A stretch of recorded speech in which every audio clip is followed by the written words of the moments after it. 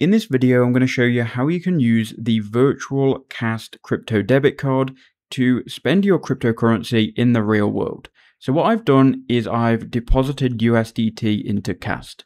Now, if you want to sign up to KAST, you can click on the link in the description below. It's going to give you 200 KAST points, which is equivalent to about $14. And you'll also get 20% off any future cards that you purchase.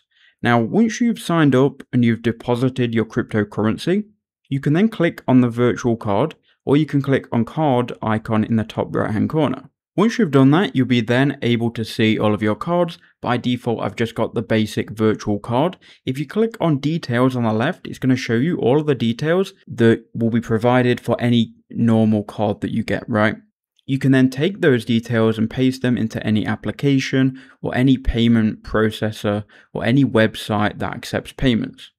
Now, as an example, I've gone ahead and added my card, as you can see here, 9172 in KAST. I've gone ahead and added my card to a food delivery app, just like Uber.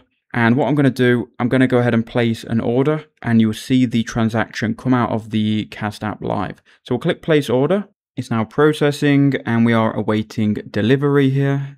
And in a second, you can see $10.56 was spent on KAST. So moving back to KAST, let's go ahead and refresh. You can see here, 1056 USD was spent from Grab, and you can see the details here and how much that was. You can see any fees, and that's all you have to do to use this card.